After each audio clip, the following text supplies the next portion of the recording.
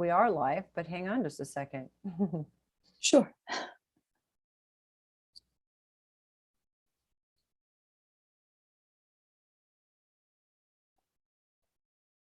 We are live, but hang on just a second. Yeah. Sure.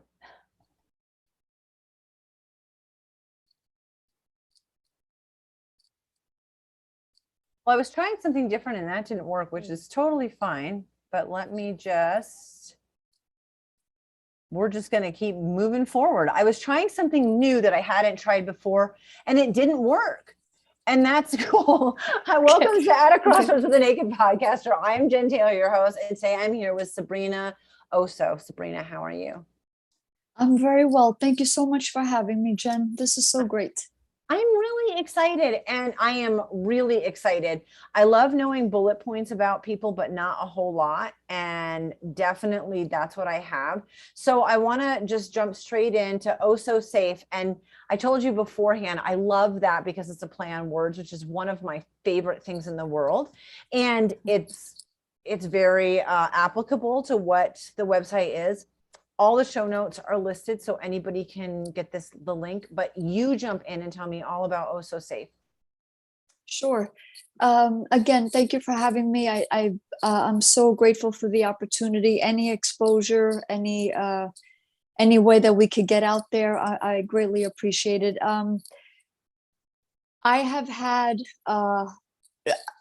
I've had enough therapy to be comfortable enough to say that I am a victim or a survivor of violence. My father beat my mother on a regular basis, and my mother would beat me. So in a few sessions, my therapist said, Sabrina, you're a dancer. And I am a dancer. But I could not even think about dance growing up. I could not even say it in my house. I had to put it on the back burner, way back burner. So it wasn't until I moved out at 21 that I was dancing. I trained in the city and I was auditioning and I was totally immersed and submerged in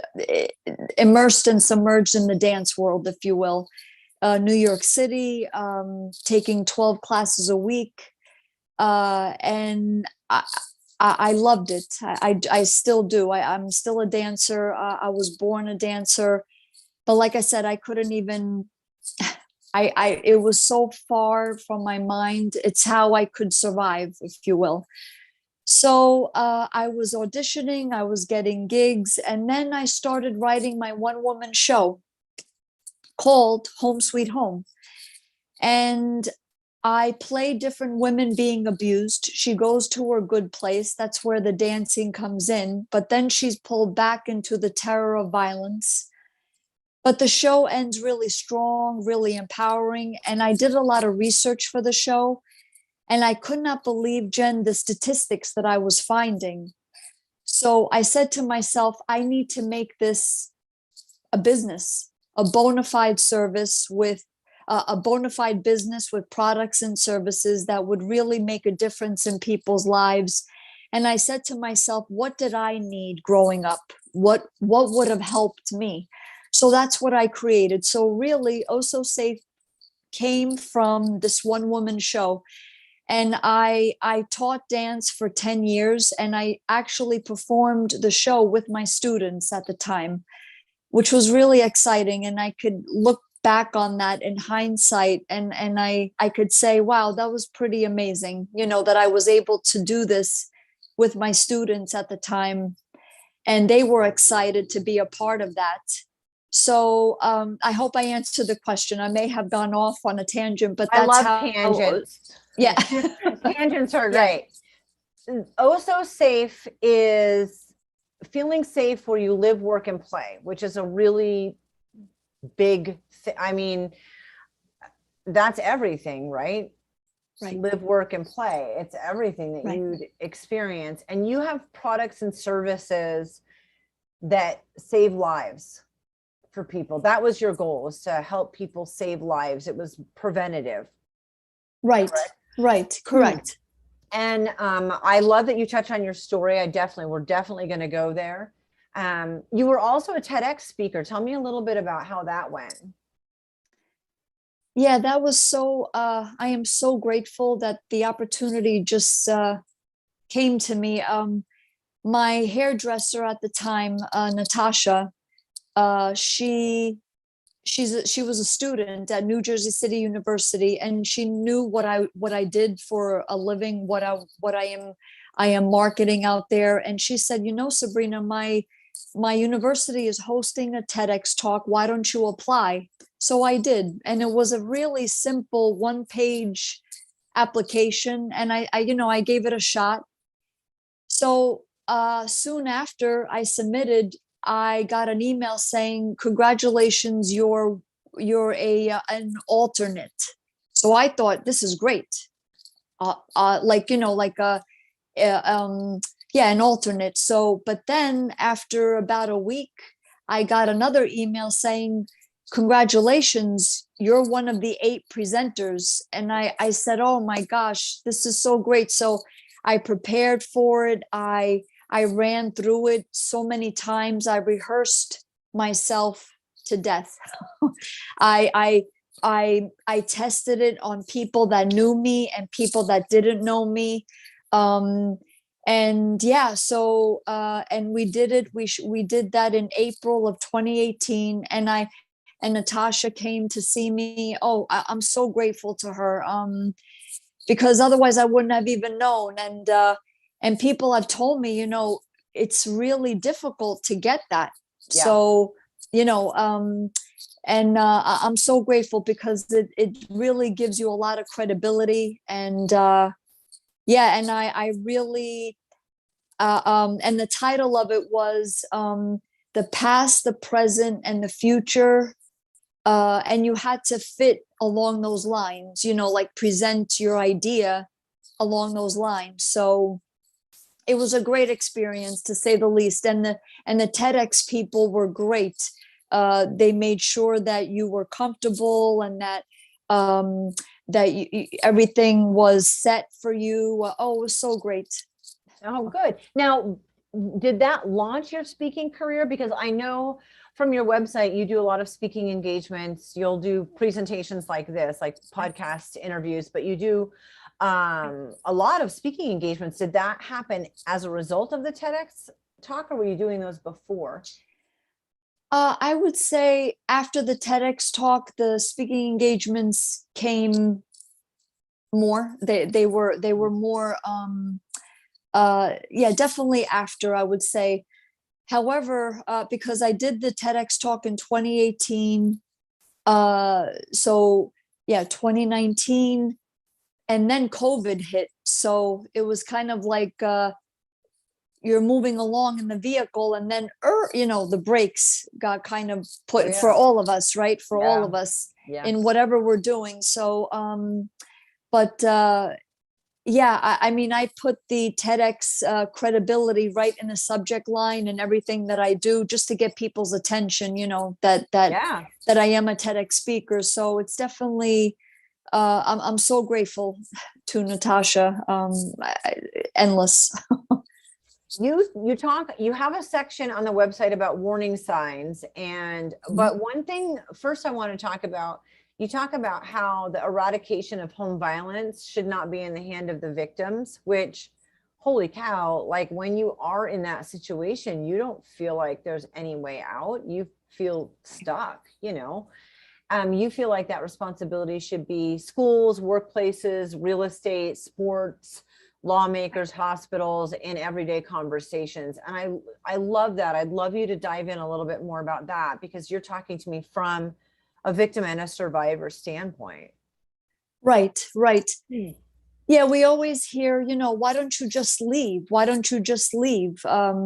What's the matter with you? You're like, for men, if they're very tall, and what do you mean she's beating you up? Man up. Why don't you step it up? And for the women, if they're a victim, just leave. I mean, what's the matter with you? When a victim decides to leave, and usually it is a woman, she is 75% more likely to be killed. So if the odds are stacked that highly against you, it's not that easy to leave. And there's so many factors in leaving, quote unquote, from money. Money is the biggest one, I would say. If you're not financially free to leave, and your abuser is your breadwinner, quote unquote, where are you going to go? And then you have family members that blame you. Maybe whatever your religious affiliation is, maybe they blame you.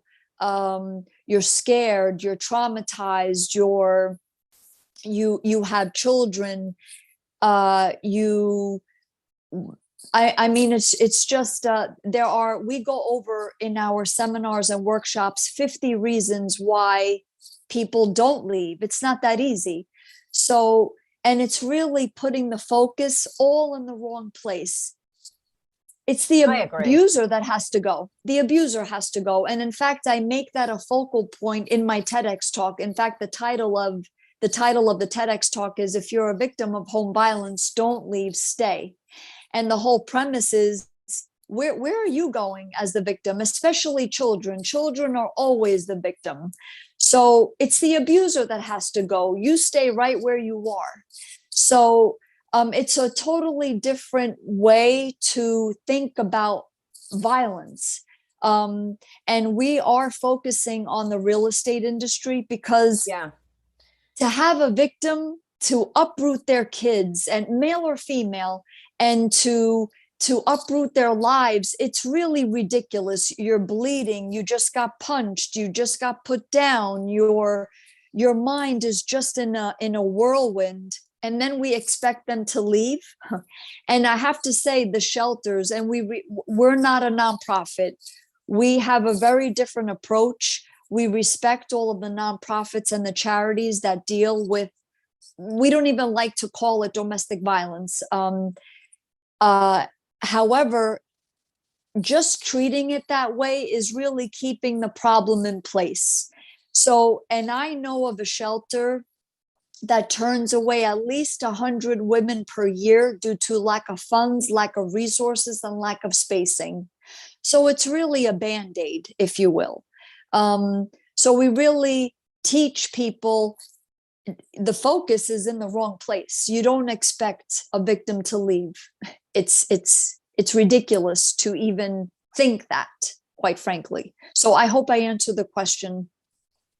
I mean, there's so many directions we could go with this. And I've had several guests on who literally escaped out a window in that small window of time, barefoot. And there are some situations I feel like women can't even leave that, like there's no way to even alert anyone. So the fact that you have, you have the Osso Safe policy for landlords, I thought that was really interesting, because you are certifying the property management company, it seems like, so that the people who rent have a way to get in touch if there's an issue. Right. It's the Osso Safe certifications, and we are marketing this to all of the real estate industry, but we're focusing on landlords and tenants because that would be the path of least resistance. Mm-hmm. And we're saying, look, Mr. and Miss Landlord, hire us, we'll get your property Osso Safe certified. Purchase the Osso Safe Home Sweet Home package. It consists of a policy, a seminar, an app, and therapists assigned to the policy. To the property. The policy basically states, I, as a landlord, I promise to provide you a safe space for you to live. You, in turn, as my tenant, you promise to not act in any way, shape, or form abusively. Otherwise, you, the abuser only, gets immediately evicted from the premises. And we go into full knowledge knowing that that would be the consequences. So it's not a surprise. It's what's expected of you in an Osso Safe certified property. Then there is a seminar. Everybody gets educated, everybody, the adults and the children, on facts, statistics, warning signs, definitions of abuse, the difference between abuse and discipline, which is huge for parents, because abusive parents will say, oh, I'm disciplining my kid. No, You are putting fear in that child, which is abuse. There's a big difference. Abuse instills fear, and discipline instills education. So we make that a part of the seminar for everyone, whether you're a parent or not. It's good to know. There's my app, which is being updated right now. But this app detects violent like movements and captures them in real time, issuing alerts to the landlord. So let's say a landlord has 10 units. They get an alert. Oh, wow, I just saw you in my unit 2 and in my unit 10. You just beat the crap out of her. She just beat the crap out of him. You got to go. You knew that this was going to happen. It is not a surprise. And we have to maintain property reputation in this Osso Safe certified property. So that's the app. Wow. The fourth component of the fourth and last component of the package are therapists. There's no more, I don't have a therapist. What do I do in certain situations? You are required in an Osso Safe certified property. You call your therapist. It's a 1 month touch, if you will, to the therapist. Is anything looming? Do you feel that there's any issues? Well, actually, my son, my daughter came home with bad grades. We know better in an Osso Safe certified property. We're not going to beat them. We're not going to verbally disparage them. Please help us through this situation. We don't know what's going on.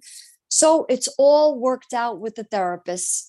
This is all preventative. All of these components, instead of waiting for an episode of violence to occur, because at that point, when the cops show up, it's almost too late, because then bad news travels fast.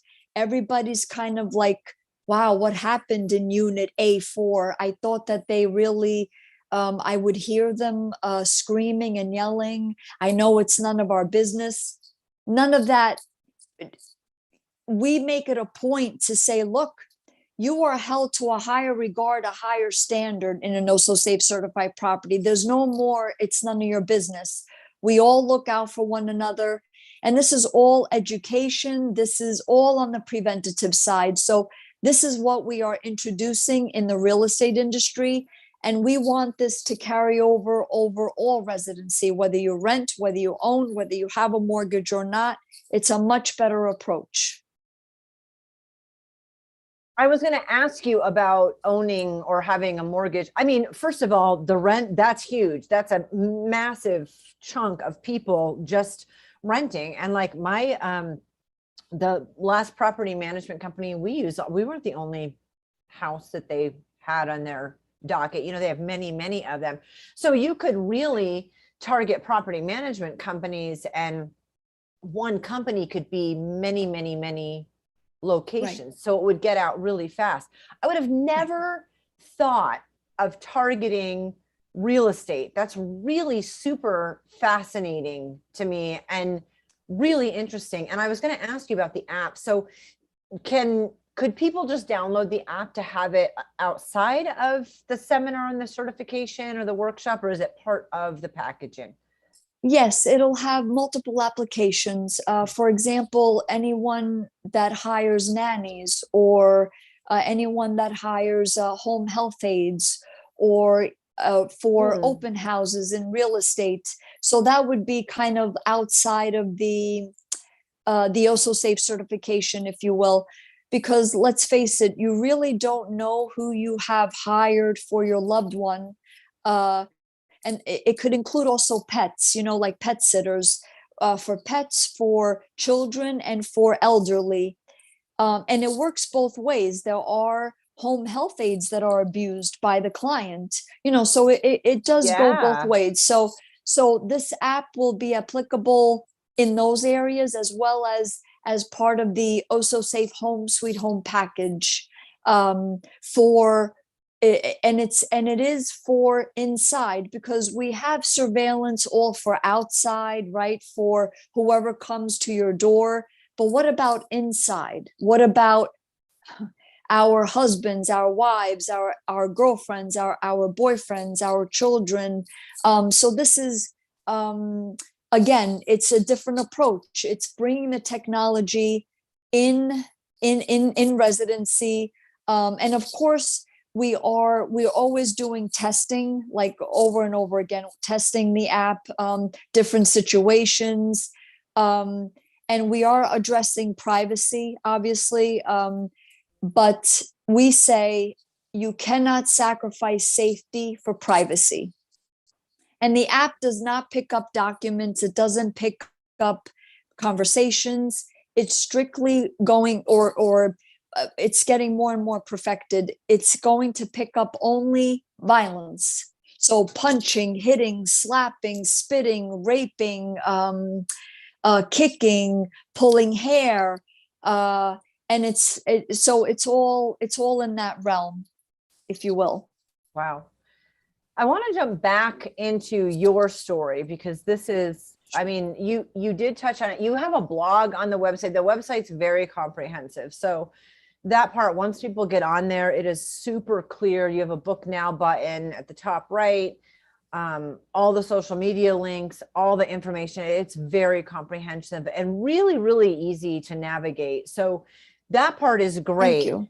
And I love the blog. I mean, I'm a blogger, so I love checking out people's blogs. And really, you talk a lot about not being ashamed, and specifically what is abuse and what are preventative measures that you can take. So that's like a plethora of, it's a huge resource. That's incredible. Let's jump back into your story, Sabrina. Let's take me back in time, wherever you want to jump into that story.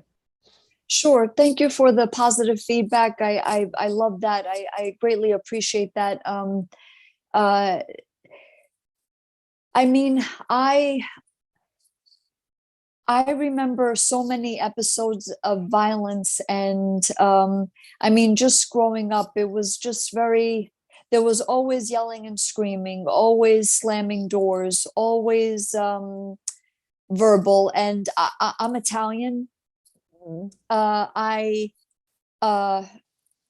So my parents would yell and scream in both English and Italian. So it was, and then sometimes in Italian, things are even worse in Italian than they are in English. I know that sounds weird, but there are certain expressions that my mother would say to me that were just so hurtful. Like she would say in Italian, I curse you on the day you were born. So, and this was as a young child. So now in Italy, they say that. However, like, it's so hurtful as a child, like, there's no kidding with that. Oh, I was only kidding. I curse you on the day you were born is pretty heavy. It's pretty heavy. So, and I usually open up my speaking engagements with the x-rays that I have from when my father bashed my mother's head against the wall, causing her to be deaf in one ear. And then I also have the restraining order that I put against my father when he hit me. So I use these two items, if you will, to kind of get people's attention, but not even as a sensationalism item. It's more to tell my audience that I get it, I understand, I know what, because I know in every audience there's at least one person, at least one, that is a victim. I mean, just the statistics alone, it will dictate there's at least one. So I'm trying to say to my audience, whether it's students, teachers, whether it's professors, whether it's in the workplace, employees, or tenants, or landlords, property managers, I am saying that I get it, I understand, and I am standing here bearing myself. Kind of, this is the Naked podcast. Just I'm out here, and I want you to know that I understand, and that I'm with you, and that we're going to get through this together, and we're going to heal. And there's no more it's up to you. You got to leave. No. So, so the, I, I, I was very quiet when I was in school. You wouldn't even know I was in class. I was so quiet. And when you live in that type of environment, silence is the understood rule by far. You don't say anything, you shut your mouth, you don't talk about it, everything is fine. And my parents didn't even have to say that. I just knew. So it wasn't until I was, because I was suicidal from 16 to 19, the constant put downs, the constant yelling and screaming. I remember, one episode, I vomited. This was, I'm never going to forget it. I was, I think, in the 7th grade. I'm pretty sure. I vomited Monday in the morning.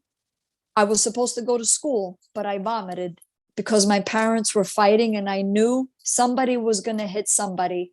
Usually it was my father hitting my mother, but my mother would defend herself at times. So it was the anticipation, it's going to happen. It's going to I threw up. I didn't go to school that day. Tuesday, I get all ready for school. I throw up again. They're fighting again. And then on Wednesday, when I went to school, I made up something like, the kids were asking me what happened or what. And I just said, oh, I was sick. I had a virus.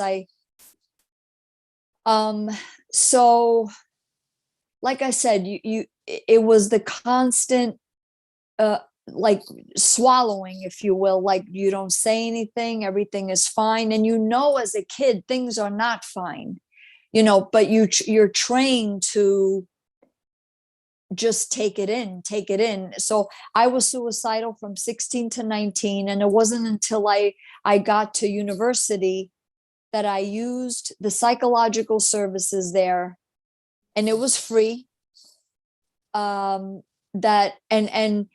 I confided in a friend, and she cried the whole time with me.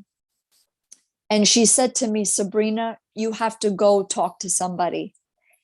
And I said to her, yeah, but I'm not the problem. My parents are the problem. And she said, I know, but if you go get help, it's going to help your parents. And that really resonated with me for some reason. I'm not sure why. And so I did, and I was scared. All the noise, I was scared. I was worried, like, what if somebody sees me? This is stupid. This is a waste of time. But she kept on me. She didn't give up on me. She would say, did you go? But without pressure. Like, she didn't say, you got to go. You got nothing like that. It was more, I care about you. I want to see you get through this. Did you go? Yeah. Oh my gosh, Jen, it was just, and police would come to the residence quite a bit. I remember I got yelled at from a cop because I felt safe. The police came, and I felt safe to like reprimand my father, but instead the police, they reprimanded me and said, and he got right in my face, and don't you dare yell at your dad.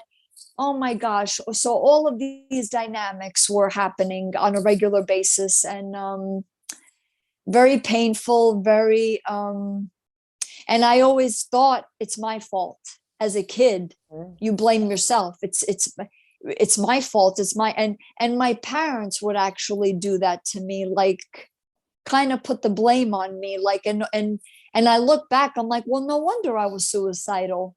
My mother's telling me, I curse you on the day you were born. I see my father beat up my mother, police coming to the residence, constant yelling and screaming, and the neighbors knew, and oh my gosh, what chaos, what hell, what hell. Yeah. So I have so many questions, or I want to take this in so many directions. So let me spitball a couple things, and then you can decide how you want to approach it. One sure. thing is the statistics and information on watching domestic violence. So there are two things going on in your situation, and I don't think this is uncommon. I grew up similarly watching. I watched more of it than I received, but I received it also, a little smattering of everything, you know. And I'm that so watch, sorry. I mean, I we just want to became the say, people we are. Thank you. But we became the people that we are because of that, and are wanting to help other people because of that, right? Um, and I'm really curious. I haven't had this conversation with anybody before about, as a child growing up, watching that. And like you said, you would throw up, that anticipation of having someone who's very dangerous in your house all the time. I was born in 1970. So I don't know when you were born. I know we're probably somewhere in the age vicinity together. So for people, when were you born? yep, Same time. 1970. Yeah. Okay. So see, here we are. When the police are getting called, it doesn't make sense to people now that when you say, well, the police were called and I was a little kid and there was violence and the neighbors knew and there was always yelling and screaming and there were multiple phone calls. Why didn't anybody do anything? But we're talking about like the late 70s, early 80s, and it wasn't that way back then. Society wasn't that way back then, the same as it is now. Well, I have to say though, I don't give the excuse of time because we still have the same problems. We're more aware, but um, but I feel like, I hate to say it, but not much has changed. We are more aware. Women have more power, if you will. However, and girls have, we are aware that girls are, they're taught to be submissive, boys are taught to be, you know, strong and the man and this and that. But I mean, you know, they're taught where it should be, no, you're a girl, you could be president, you could be whatever you want. And the boy, if he wants to be an artist, a fashion designer, it's okay. It's just that I feel like, I hate to say it, but not much has changed, which is pretty scary because there's a lot of I mean, the internet it's great. The internet is great, and we're never going to go back, you know, to not having the internet. But I feel like the internet has introduced a level of pornography Yeah. that is of no other caliber, where it feeds violence. I mean, it feeds it, and that didn't exist in the 70s and 80s because there was no internet. So Right. I feel like, and I feel like even like my mother is really a victim of child marriage. She was engaged at 16, married at 17, had me at 18. That still goes on. In 2021, there are, if I'm not mistaken, with this statistic, and I keep myself pretty abreast on current on statistics, but there are 12 million child marriages in the world every year, if I'm not mistaken. So we're talking. So what's the excuse? That happened to my mother back in 1968, 69, 67.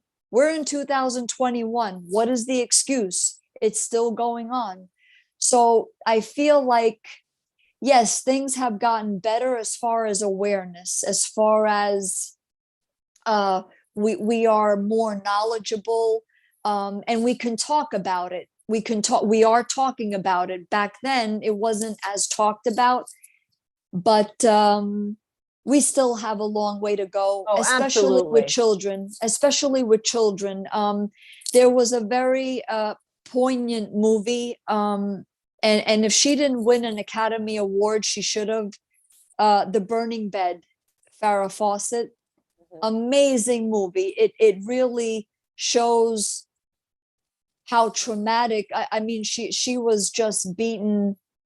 It's a phenomenal movie, very difficult to watch, but she really did a tremendous job on what it's like to live with a terrorist that's your husband. And she divorced him. She did what she was supposed to do. She divorced him, but he kept beating her, and the police didn't do anything, and the families didn't do anything, and the children were scared to death, so on and so forth. And but she had a good lawyer, and she was freed, and I think the jury just declared her insane for the moment, type of thing. And amazing movie, but I feel like there's a lot of work still to be done. Oh, absolutely. Absolutely. I just know from spending 15 years in the foster care industry with the kids that it's moving Yeah.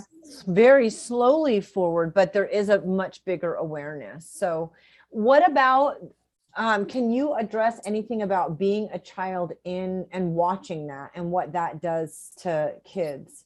And then when did it shift that your dad actually started abusing you? Because I know at first it was he abused your mom abused you. That was pretty young. And then Yes. and then Mhm. it went to him abusing you also. So Well, the way I see it is, I'm sorry, the first part of the question was what, that you as wanted me far as to being go. a child Oh, watching. oh, yes, yes. You know, it's so traumatic. And my father hit me once, but he would beat my mother constantly. It's extremely traumatic for a child to watch. And I say every time he hit her, I felt like he was hitting me. And actually, there is something in your brain, that is for, I believe it's the hippocampus, if I'm not mistaken, and it's responsible for memory and learning. And when you are in a constant state of alarm, in urgency, like you are when you live with violence, abuse, chaos, dysfunction, that part of your brain really shrinks. And there's no going back. You can't really rebuild it unless you do extensive therapy and extensive just work on yourself. So it's extremely traumatic biologically, anatomically, to a child to watch that.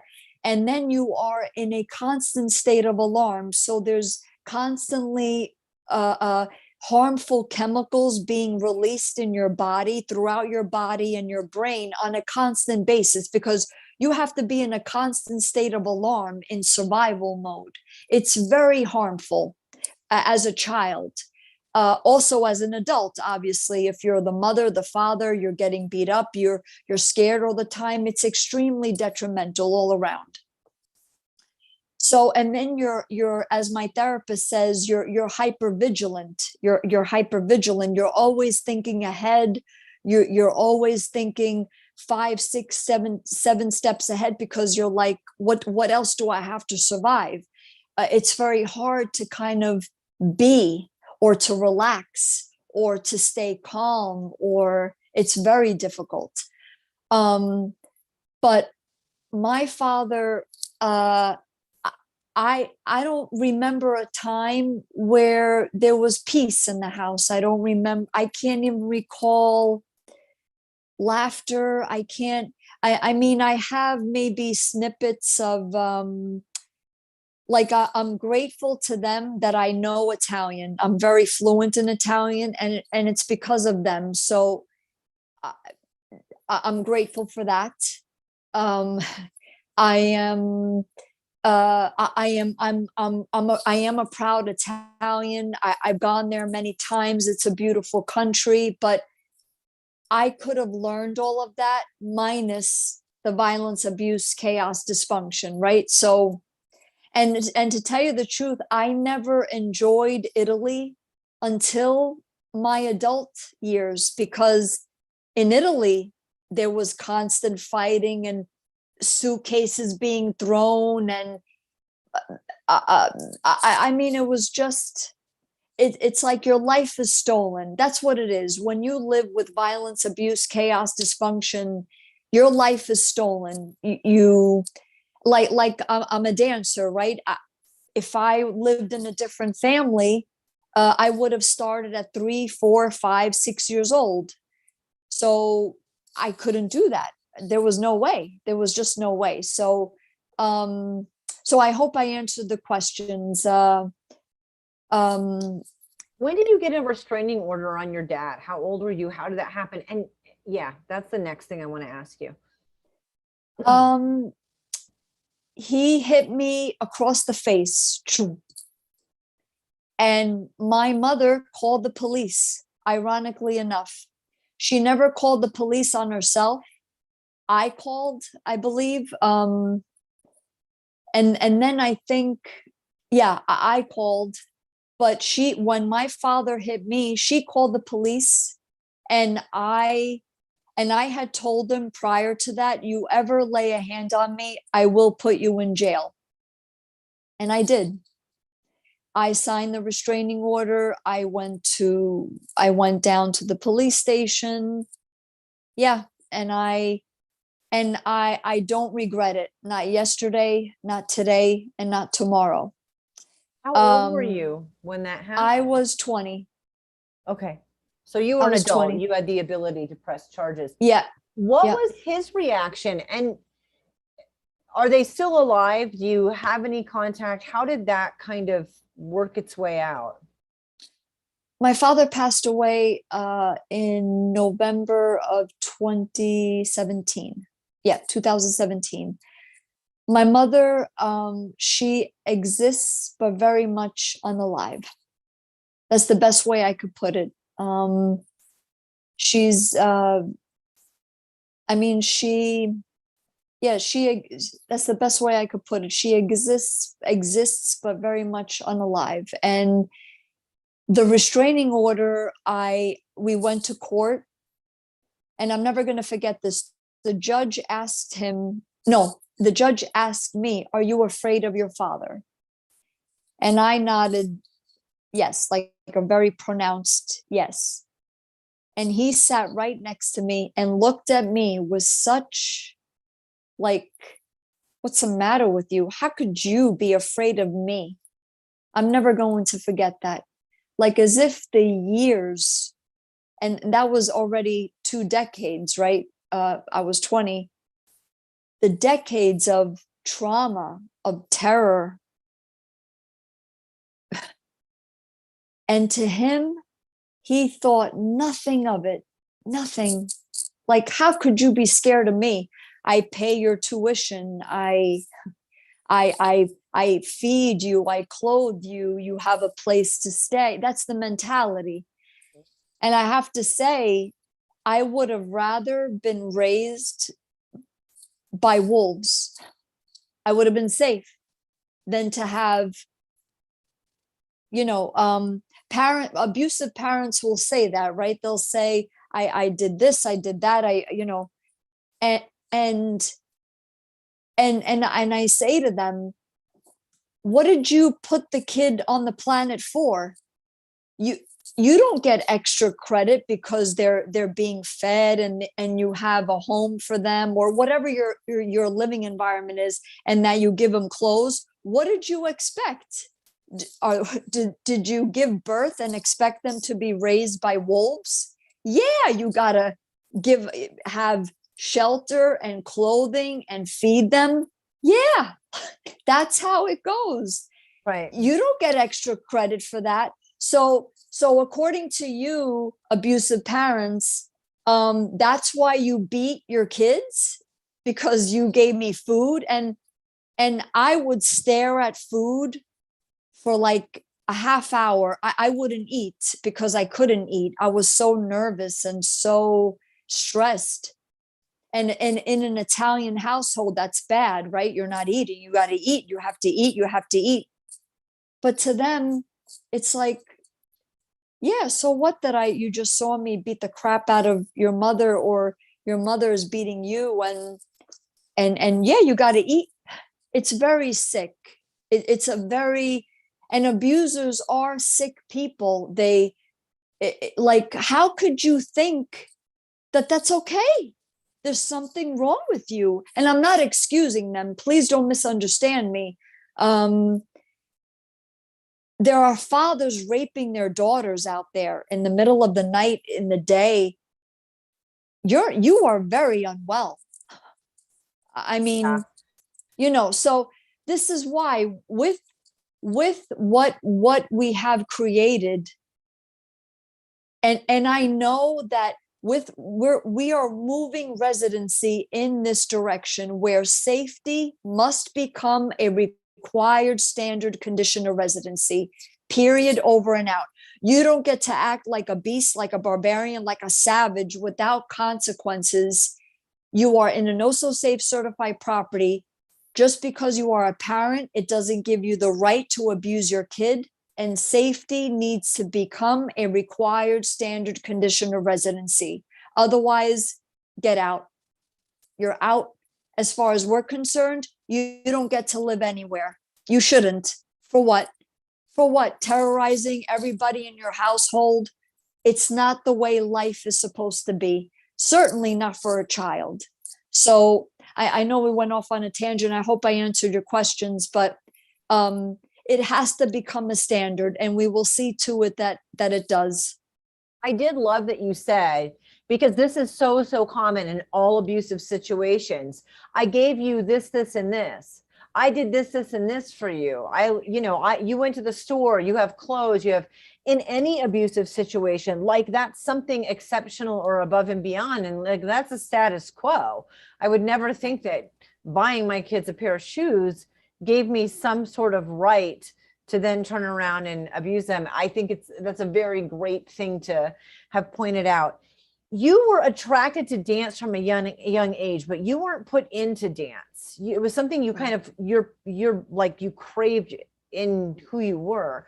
When did you actually, was it in college? Was it high school? When did you actually start being able to use that? Because that was, you had a friend in college, and then you had therapy in college. Those are two things that you talked about. And then dance, which you've kind of incorporated into lots of healing and therapy and speaking and in lots of ways. When did you get into that, embrace it? How did you know that that was going to be therapeutic for you? Well, like I said, my parents would tell me that I would dance from 2 years old outside of the house on this piece of cement, like it was the sidewalk. And I would run to that. I don't remember this, but I would run to this piece of sidewalk and dance. And I know 2-year-olds, we all dance, children all dance naturally. But I just thought, for them to say that to me, I must have really loved to dance. And yeah, Jen, I did not dance until I was in the high school talent show, and I shocked everyone in the school because, like I said, I was quiet, and I did do a dance there. And then in college, I did do a dance there, like some sort of performance. But when I first started, really, I was a heavy duty clubber. Heavy duty in the city. I was in all the clubs, and that's when I really broke free. I mean, I took the dance floor. My favorite dance music is techno. I love techno, tribal, house, trance. So I was dancing. I was going out. I was so free. I was so in my glory. And that's when I was in therapy, and my therapist said, "You're clubbing. I could hear how much you love to dance. You got to go to class. You need to dance." So it wasn't until I was 21, really Wow. late. really late. But I took teachers that really propelled me. I was very dedicated. I was taking 12 classes a week. My body changed. I was sculpted. I was even like in class, like after a few months, like people would say, wow, your body changes when you're a dedicated dancer. Your muscles, your everything was changing. So yeah, so I was clubbing, and then I was going to class, and but yeah, I was 21. I was Wow. 21. And this one teacher, Phil Black, he passed away in 2015. He was a dance master, and he trained me so much. And oh, he was so great. He spent a lot of time with me, and we had a lot of one-on-one sessions. And he told me, he said, Sabrina, I've taught everybody. I've taught John Travolta, Madonna, Jennifer Lopez, a lot of Broadway people. And he said, it doesn't matter that you started late. I started late. I'm like, really? You started late? He goes, yes, I didn't start when I was 4 or 5 years old. I started late. I forgot at what age exactly. Maybe it was around 18, 19. And he said, you got to be consistent. You have to go to class, and you have to be better than yesterday. So you come to me, I'll get you to be a dancer. And he did. Yeah, he was so, I'm gonna start crying. Yeah, he was so great. Phil Black, he's famous. He's famous. He was he was the go-to master teacher if you wanted to be a dancer. Yeah. So uh no one should live with violence. No one. And I want to make it a point to say, we're not saying you're not going to fight with your spouse. We're not saying that. Of course, you're going to disagree. You're going to have conflict. You're going to have arguments and fight, but it should never, ever cross the line of abuse, not verbally, not physically, not sexually. So that's what we're saying. You're going to have, like very heated arguments. That's normal. That's a normal part of relationships, but it should never cross that line. And that's what we teach in the Home Sweet Home package. Like, look, this is how this is better residency. Safer residency makes for better residency, and therefore better for business. I wanted to touch upon pornography, if I may, with your Absolutely. permission. Yeah, absolutely. Pornography is a big driver of violence. I've been making it a point to say this in all of my interviews, and we really need to not give pornographic materials to our sons, our grandsons, our nephews, and girls for that matter, and girls. Pornography is 88.2% physical aggression towards women. So when we give a pornographic material to our boys, we are essentially teaching them to be hostile towards girls and the women in their lives sooner than later. And I want to say that pornography, it's usually the man that's victimizing the woman. However, there is a branch of pornography called a financial dominatrix. This is the woman doing the abusing. She should be called, her real title, a paid sex abuser. These women are among us, Jen. They could be part of the PTA. They could be living next door, across the street. And they are predatory. They use grooming techniques to rope weak, submissive men. And these men could have children. And then they are in a horrible situation at home. And she is dominating, manipulating, controlling everything about their lives. They are dangerous. They pose as upstanding citizens, but meanwhile, they do convulsing, revolting, disturbing things on and off camera. A lot of people don't know this because they are the woman, right? So they fly under the radar. And I am here to tell you and the public that these women, and the other dangerous part is that this is all legal with them, which is the most disturbing part, and they know that, so they get away with it, and they need to not get away with it. So pornography is horrible all around. We are not talking about sexual freedom. Pornography is the opposite of sexual freedom. So I want to make your audience aware that these women exist, and they should be nowhere near any child of any age at any time. And we will see to it that they are exposed. And